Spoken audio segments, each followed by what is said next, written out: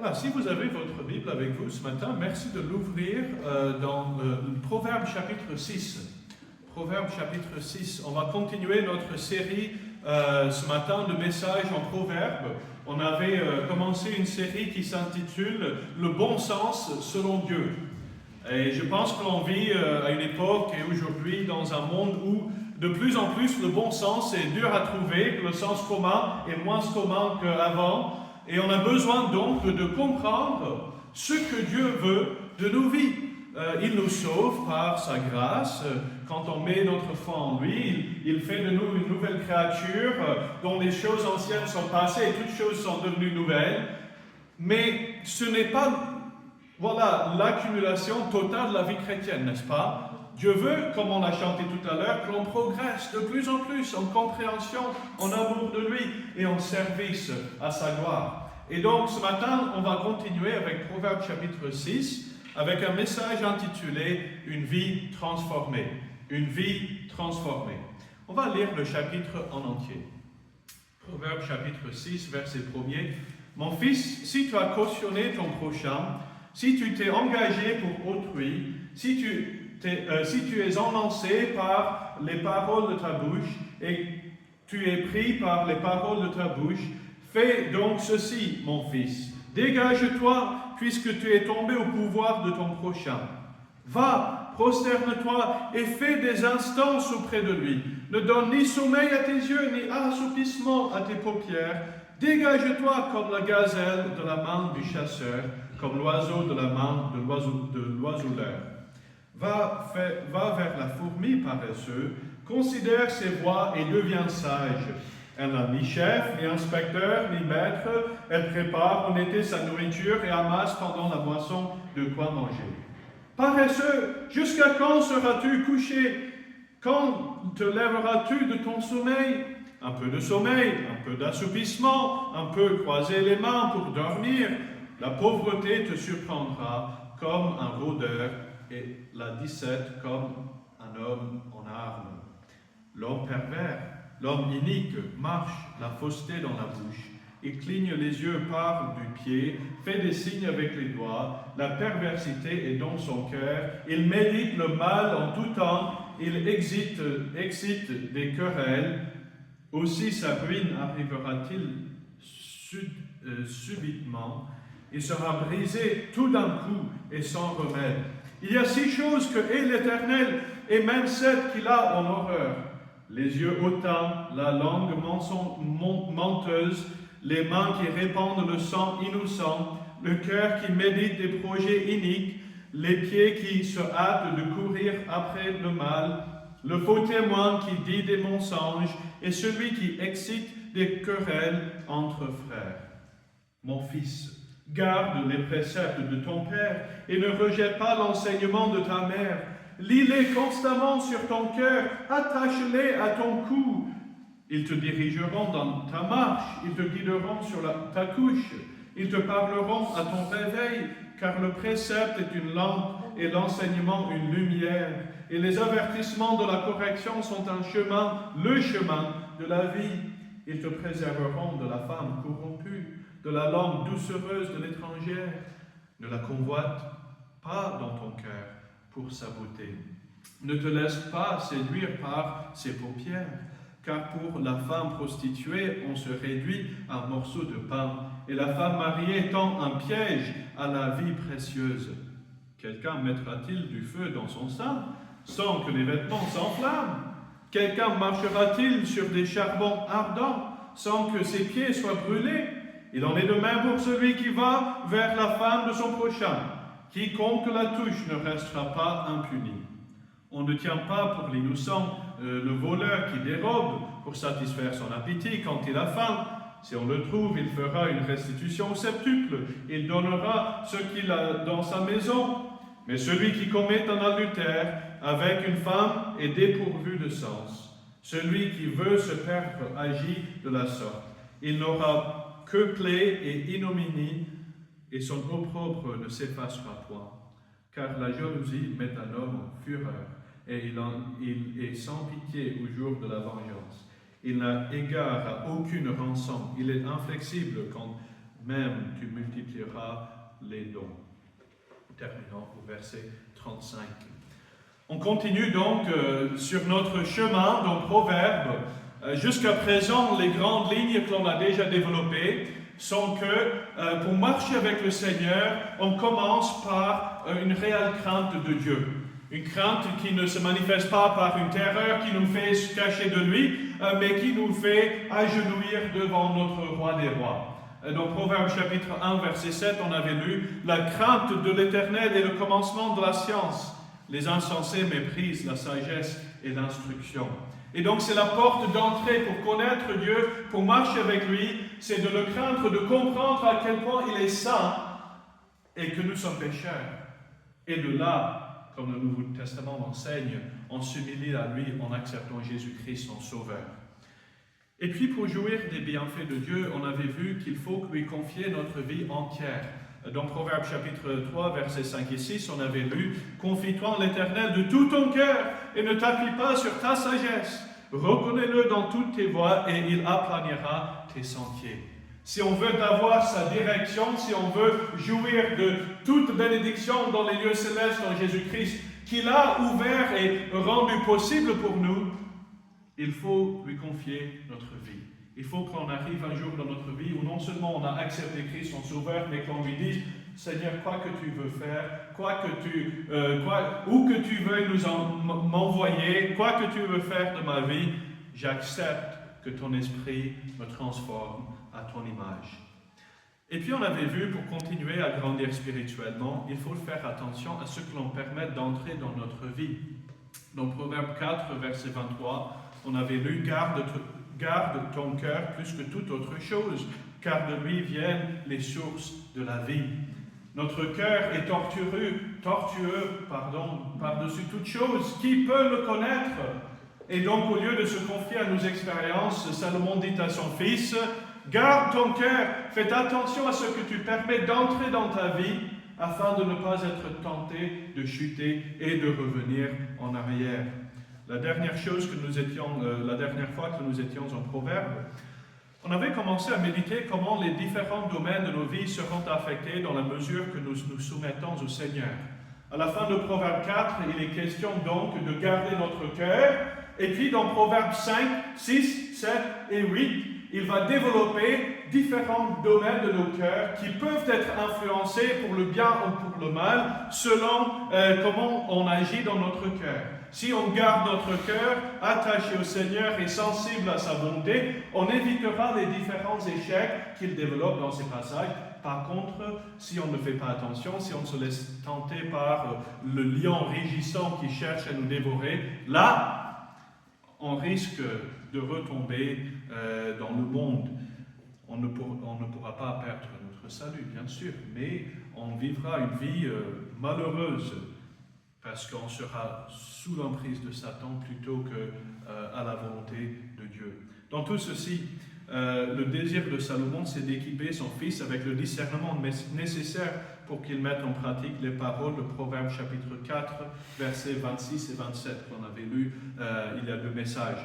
Considère le chemin par où tu passes et que toutes tes voies soient bien réglées. Ne te détourne ni à droite ni à gauche et écarte ton pied du mal. Il y a beaucoup de personnes aujourd'hui, même des chrétiens, qui ont des vies très instables. Quand on commence à connaître les gens et voir comment ils vivent, on voit qu'il y a certains qui sont très instables. Ils se basculent d'une extrémité à l'autre, d'une défaite à l'autre, d'une mauvaise décision à l'autre, parce qu'ils n'ont jamais réellement soumis leur vie à la lumière de la parole de Dieu pour que leur voie soit bien réglée.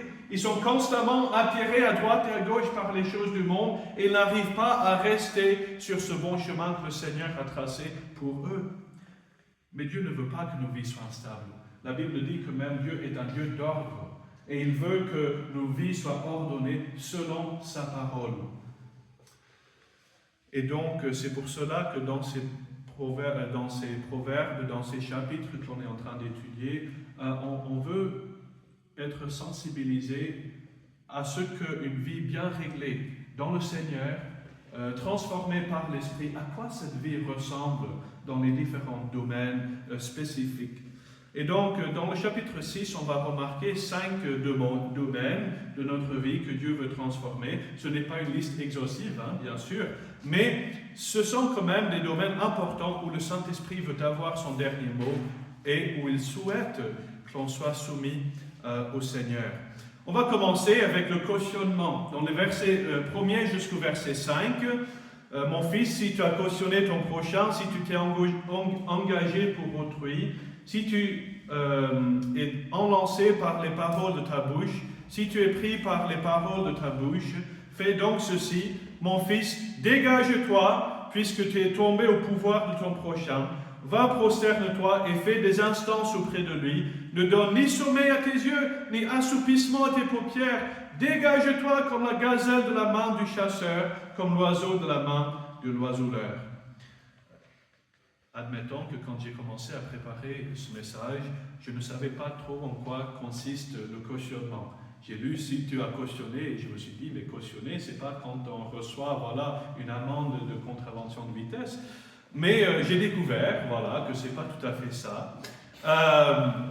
Voici une définition que j'ai trouvée en ligne qui apparemment est assez exacte. Le cautionnement est une convention par laquelle une personne s'engage à payer la dette d'une autre personne si l'endetté faille dans son engagement. C'est comme si Cyril, il empruntait à la banque 100 000 euros et qu'il dise, bon, j'ai pas de bien à donner en caution contre cet emprunt, et donc Andrew, tu vas venir, être garant. Et comme ça, si Cyril il rate un paiement, une échéance, sur son prêt, c'est moi qui prends le relève. Et Salomon dit à son fils, c'est une situation qui peut être très difficile et même à éviter. Dans les versets que nous avons lus, Salomon met son fils en garde contre le cautionnement en disant que ce n'est pas sage de devenir le garant pour une autre personne d'une manière irréfléchie. On voit d'abord dans les versets 1 et 2 l'engagement. Il s'agit ici d'un cautionnement dans lequel le fils s'engagerait de manière précipitée. Par amour pour son ami, par bon vouloir de l'aider, il se dit, ça ne peut pas être trop mal, je vais m'engager, ça ne va pas trop mal se passer. Et donc, il a fini par suivre son cœur plutôt que le bon sens qui dit, là, je peux être fortement embêté si un jour il faille dans ses paiements. Je suis finalement à la merci de mon ami plutôt que dans les mains du Seigneur. Et c'est de là que vient le problème dans le verset 3. En devenant le garant d'un endettement, il va hériter l'endettement de son ami si l'ami n'arrive pas à suivre ses affaires. En tant faisant, il se met dans une position périlleuse, puisqu'il n'a aucune garantie que l'ami sera fidèle. On espère bien et on fait bonne confiance que notre ami va être un bon ami qui suit ses affaires, mais il n'y a pas de garantie. Il se peut qu'il y ait des imprévus, qu'il faille, qu'il perde son boulot, qu'il n'ait plus la possibilité de rendre son dette. Et donc Salomon raisonne que c'est très très dangereux pour l'enfant de Dieu d'être sous le pouvoir d'un autre. Est-ce que vous avez remarqué au verset 3, puisque tu es tombé au pouvoir de ton prochain. Le seul pouvoir auquel on devrait être soumis, c'est le pouvoir du Saint-Esprit à l'œuvre dans nos vies, n'est-ce pas? Le pouvoir de Christ qui nous transforme à son image. Mais dès que l'on se met sous ce pouvoir d'un autre qui peut d'un jour à l'autre nous causer beaucoup de soucis parce qu'il ne suit pas ses affaires, là on peut être fort embêté. Et donc Salomon il donne la solution dans les versets 4 et 5. Il dit, ne donne ni sommeil à tes yeux, ni assoupissement à tes paupières, dégage-toi. Pour son fils et pour tous ceux qui se trouvent dans cette position, Salomon donne des conseils très clairs. Dégagez-vous de la situation dans la manière et dans la meilleure possibilité. Il montre que même ça devrait être une grande priorité de le faire. Regardez le langage qu'il utilise. Il parle de la gazelle qui s'échappe à la main du chasseur. Est-ce qu'une gazelle qui est en train d'être tuée par son prédateur, il va attendre? Il va donner encore un peu de temps avant de s'en aller. L'oiseleur qui est près du filet, qui a encore de chance de se détourner, est-ce qu'il va continuer un peu en disant « ça ne va pas trop mal finir ?» Non. L'oiseau, dès qu'il voit le filet, il va le plus vite possible, en urgence, s'échapper à cette difficulté de l'oiseleur. Il en est de même. Le Seigneur ne veut pas que l'on soit à la merci des autres, mais que l'on soit soumis à lui seulement. L'engagement précipité peut facilement devenir un piège dangereux et immobilisant pour le chrétien. Vous imaginez, là le Seigneur me demande de donner les prémices de mes biens à son œuvre, de participer financièrement à ce que son œuvre grandisse. Et là, puisqu'un ami n'a pas gardé ses promesses auprès d'une banque ou autre, je ne peux plus, je ne peux plus obéir au Seigneur parce que j'ai cet autre engagement qui m'embête. Le Seigneur dit, évitez, dégagez, n'y participez pas. Cette personne pourra trouver une autre manière d'avoir des garants, mais pour le chrétien, il vaut mieux éviter. Le conseil de Salomon serait qu'il retourne voir la personne pour se dégager de la caution et que l'on laisse notre ami trouver une autre solution pour ses problèmes financiers.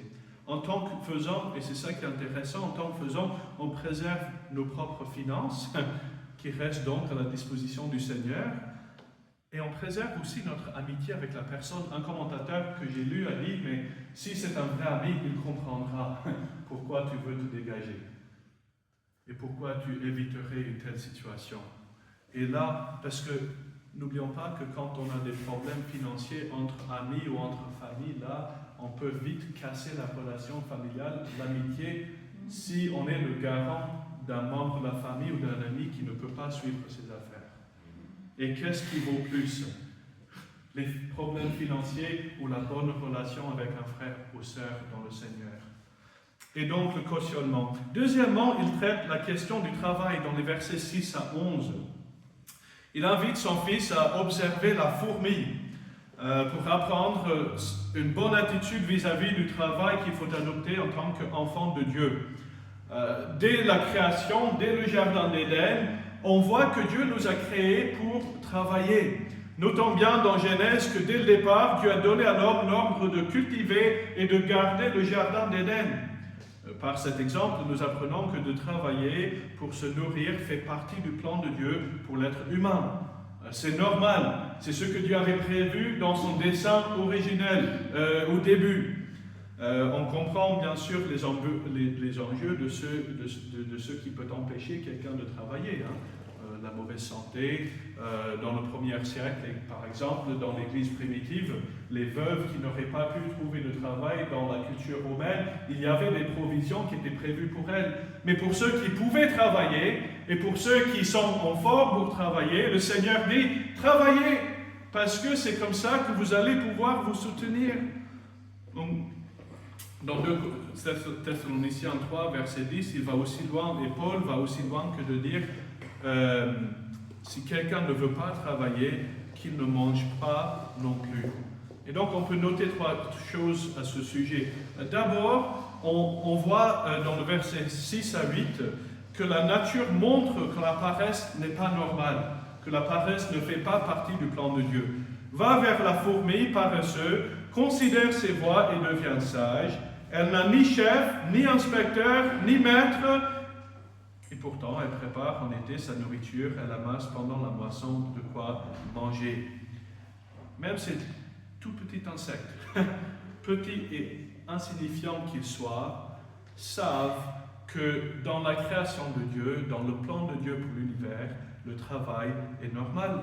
La fourmi n'a pas de maître, il n'y a personne qui le chasse derrière pour le lever du lit le matin et l'envoyer travailler. Et pourtant, la fourmi sait qu'il faut le faire. La fourmi travaille volontairement en été pour ramasser, pour planter. Qu'est-ce qui était marqué là? Elle prépare sa nourriture en été, elle amasse pendant la moisson de quoi manger. En tout temps, elle est productive parce que Dieu l'a créée pour être productive et elle se soumet au plan de Dieu. Et donc, on voit d'abord que la nature montre que la paresse n'est pas normale. Si on est dans la mesure de travailler, Dieu dit travaille. Que ce soit travail physique, de nos mains, mais aussi dans la vie spirituelle. N'oublions pas que le Seigneur nous demande de veiller et de prier. N'oubliez pas que dans Éphésiens chapitre 2 verset 10, qu'il nous a sauvés pour faire de bonnes œuvres qu'il a préparées d'avance afin que nous les pratiquions. Dieu nous a créés une nouvelle créature en Christ avec le même dessein qu'on avait quand on était encore dans le péché, c'est de travailler. Maintenant, nouvelle créature, on travaille à autre chose. On travaille à la sanctification en suivant le plan de Dieu, en se soumettant à lui, en laissant le Saint-Esprit travailler dans notre cœur. Et donc on voit deuxièmement que la paresse est contre le plan de Dieu. Dans les versets 9 et 10, « Paresseux, jusqu'à quand seras-tu couché? Quand te lèveras-tu de ton sommeil? » Un peu de sommeil, un peu d'assoupissement, un peu croiser les mains pour dormir. On voit qu'il se moque presque de ceux qui ne veulent pas travailler. Mais qu'est-ce que vous faites à dormir? Ce n'est pas pour dormir que Dieu vous a créé. Il vous a donné un jour de repos pour que vous vous reposiez. Mais en soi, Dieu vous a créé pour travailler. Sur le plan physique, mais surtout sur le plan spirituel.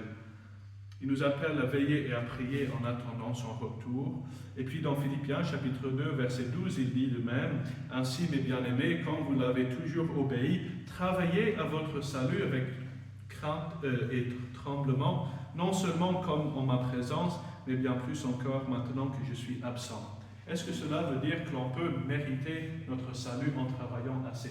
Pas du tout. La Bible est claire que c'est par la foi seule que nous sommes sauvés au moyen de la grâce.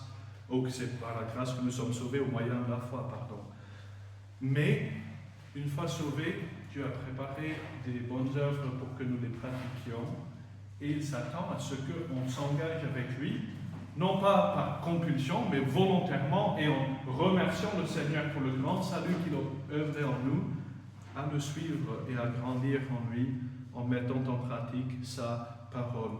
Et puis on voit troisièmement la paresse porte de lourdes conséquences. Dans le verset 11, « La pauvreté te surprendra comme un rôdeur, et la disette comme un homme en armes. » Ce ne serait pas ceux tristes d'arriver au tribunal de Christ, quand nos œuvres seront passées dans le feu, et que ce qui subsistera sera les bonnes œuvres que l'on a fait pour le Seigneur, et que en bâtissant sur le fondement qui est Christ, on s'est engagé à le suivre et à transformer et soumettre nos vies à lui.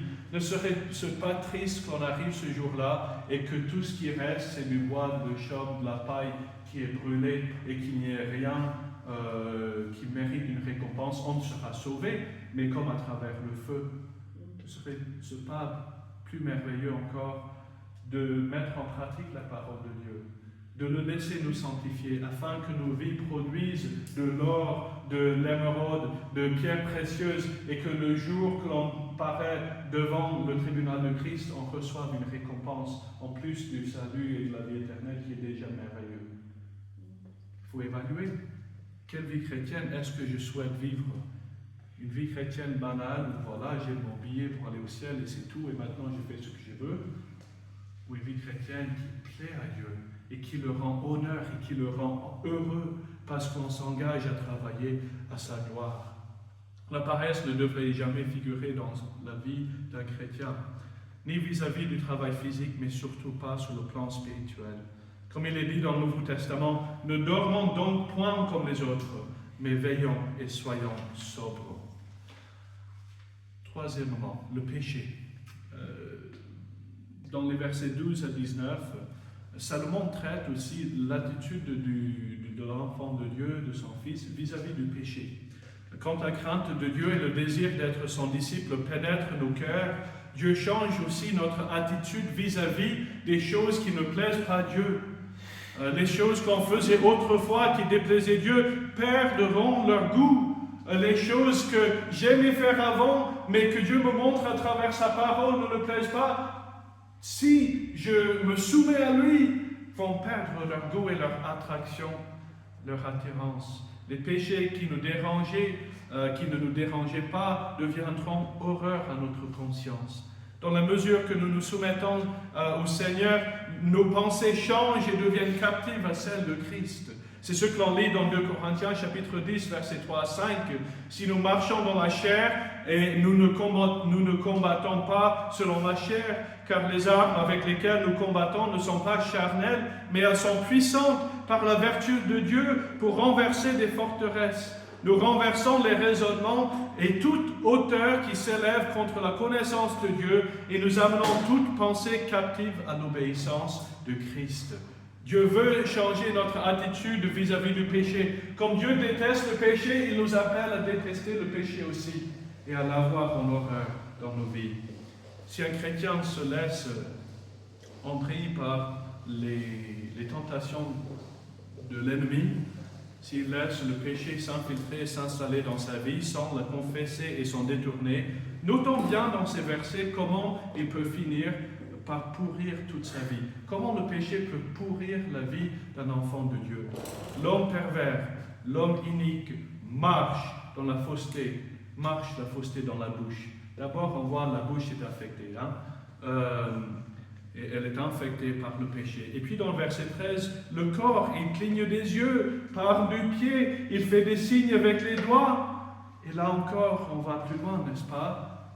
Je médite et je dis le péché, maintenant je fais et je participe au péché. Et puis dans le verset 14, le cœur, la perversité est dans son cœur. Il médite le mal en tout temps, il excite des querelles.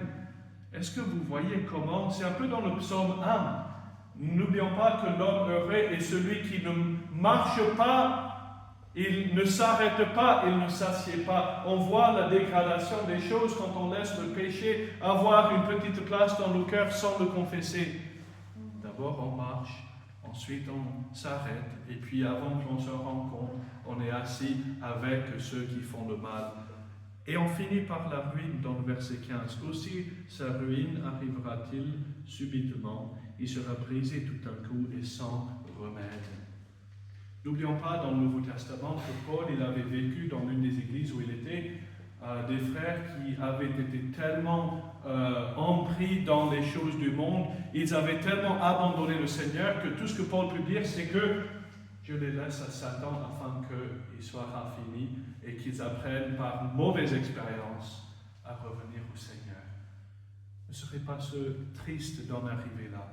Tandis que le pardon et la réconciliation avec Dieu est disponible à tout moment si on confesse nos péchés. Et si nous confessons nos péchés, il est fidèle et juste de nous les pardonner et pour nous purifier de toute iniquité. N'est-ce pas merveilleux? Le Seigneur, il n'y a aucune condamnation pour ceux qui sont en Christ, comme on l'avait lu ce matin. Si je suis à Christ, bien sûr que l'homme ancien, la nature pécheresse est toujours là et toujours présente, mais en Christ, la possibilité de pardon et de réconciliation quand je tombe est toujours là. Si je confesse mon péché, si je viens à Dieu en lui disant, écoute, j'ai laissé ma bouche s'infecter encore, j'ai laissé mon corps s'infecter encore, j'ai laissé mon cœur s'infecter encore, Seigneur, pardonne-moi. Je reconnais mon iniquité. C'est contre toi et toi seul que j'ai péché et que je connais maintenant la tristesse d'être éloigné de toi, d'avoir un obstacle dans le chemin avec toi de nouveau. Pardonne-moi, Seigneur. Vous savez ce que le Seigneur fait? Il pardonne nos péchés. Il nous purifie de toute iniquité. Il efface l'ardoise et dit, de quoi péché est-ce que tu parles? J'en vois pas. Parce que tu es sous le sang de Christ.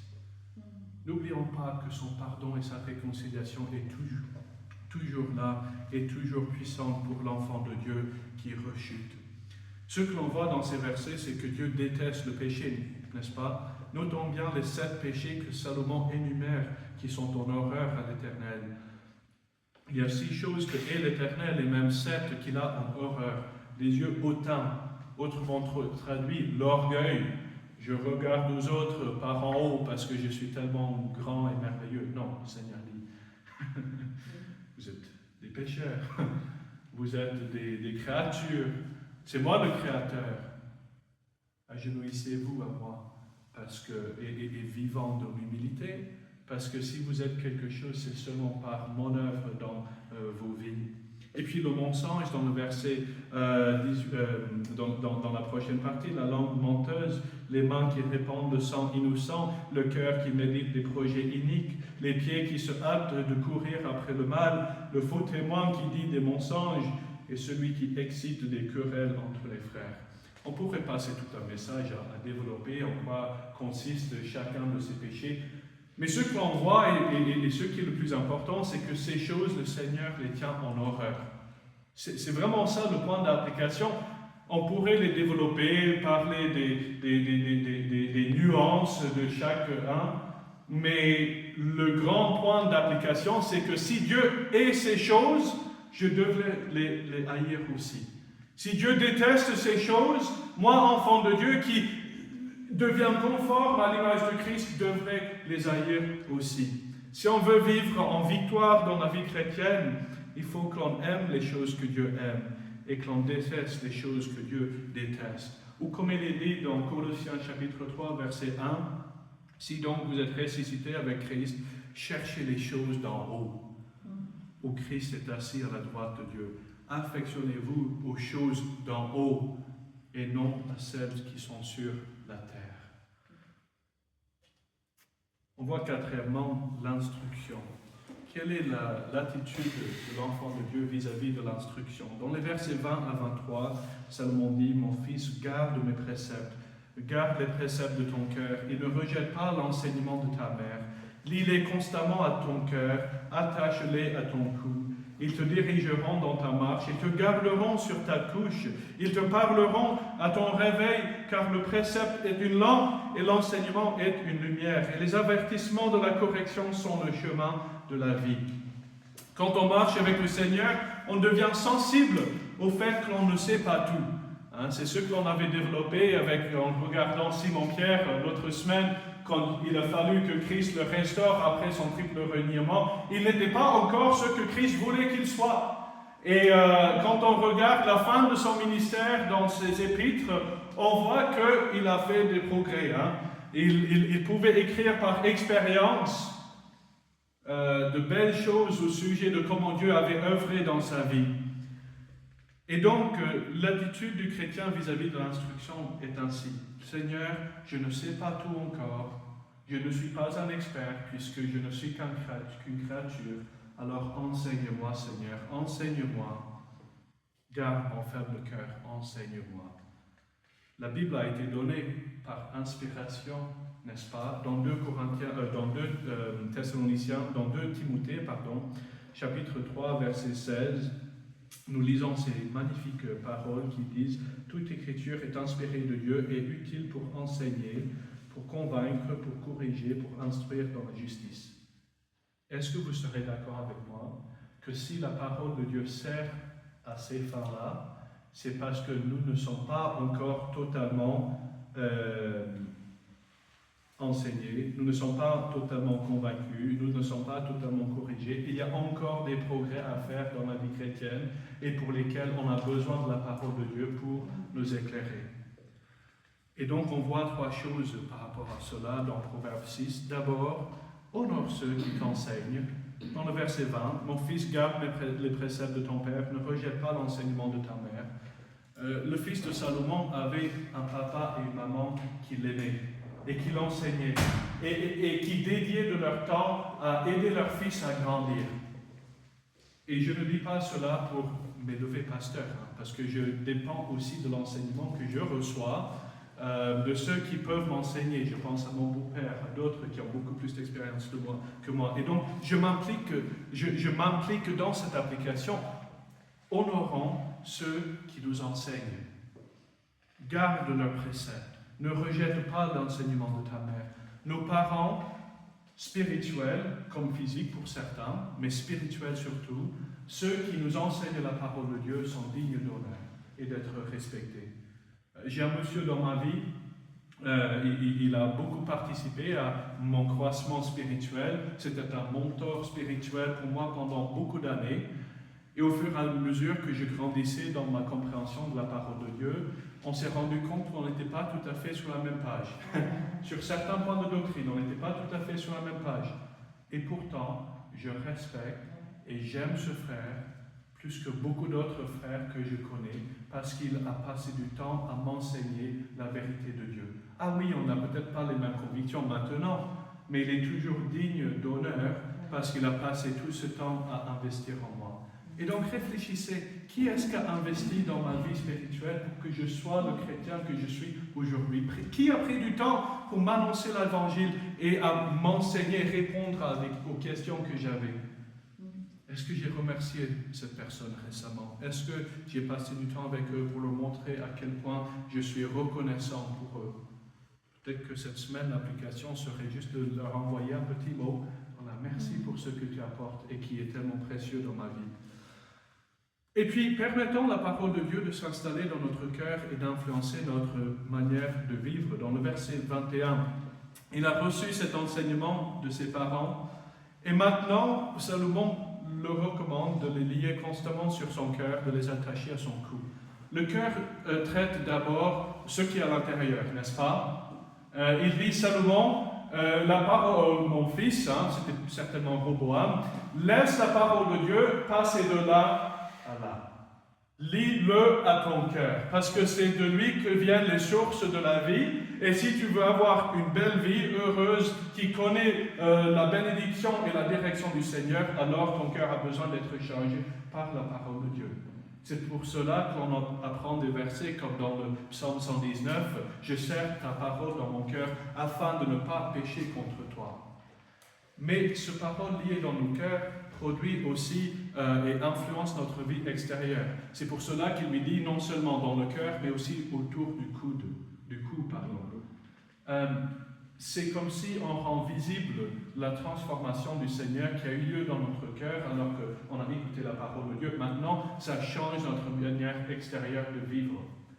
Est-ce que vous saviez que si on parlait plus du Seigneur et que l'on le mettait en premier dans toutes circonstances et toutes situations, on pécherait certainement beaucoup moins. Parce qu'on ne se laisserait pas autant influencer si la parole de Dieu était autour de notre cou et que les gens voyaient que l'on n'allait pas faire ce qu'il proposait de nous faire.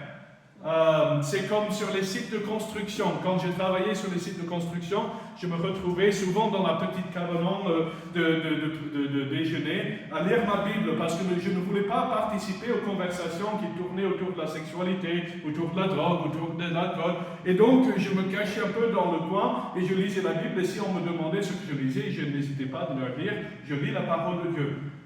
Et avec le temps, puisqu'il y avait autour de mon cou ce témoignage visible de la parole de Dieu qui œuvrait en moi, il me proposait moins de parler de ces choses-là parce qu'il ne savait pas que il savait que je ne m'y intéressais pas. C'est un peu l'idée de ce verset.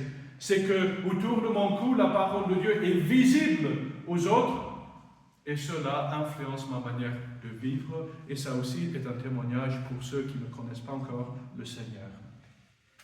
Et puis, troisièmement, permettons à la parole de Dieu de guider nos pas pour nous, et nous corriger quand il le faut. Dans le verset 22 et 23, « Ils dirigeront ta marche, ils te garderont sur ta couche, ils te parleront à ton réveil, car le précepte est une lampe et l'enseignement une lumière, et les avertissements de la correction sont le chemin de la vie. » La parole de Dieu est une lumière qui nous guide.